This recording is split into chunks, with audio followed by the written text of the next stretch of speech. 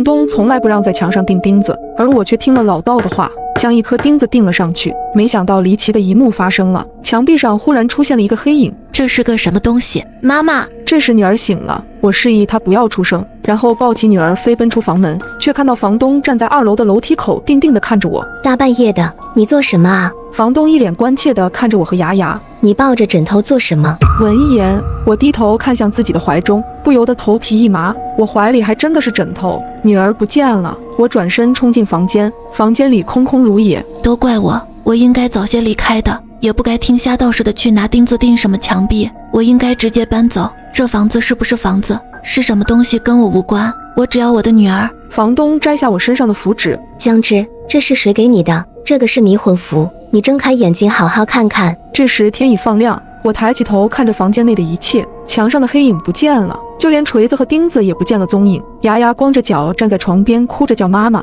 这是什么情况？江之，你知道我这里的房租为什么这么便宜吗？这几年有个房地产开发商看中了这块地皮，而我家是仅剩的钉子户，所以他们想方设法赶走我的租客，切断我和我母亲的经济来源。我母亲还被刺激出了精神病。江之，无论他们说什么都不要相信，给你符纸的人不可信。房东这么一说，我倒有些不好意思了，怪自己轻信那个瞎道士，弄了个迷魂符把自己吓个半死。第二天下班路上再次遇到了那个老道，我一看到那个道士便气不打一处来，不料我还未开口，他便大惊失色道：你的孩子丢了。我冷笑道：我女儿好好在幼儿园呢，你别骗人了。我掏出他给的符纸扔在地上，他脸色苍白，喃喃自语：好厉害的煞气，这符纸被他毁了。装，接着装，开发商到底给你多少钱让你装神弄鬼？什么？瞎道士一脸疑惑。叶呀，小心你的房东啊，尽早搬出来吧，不能搭进去个女儿，再把自己搭进去。你若是不信，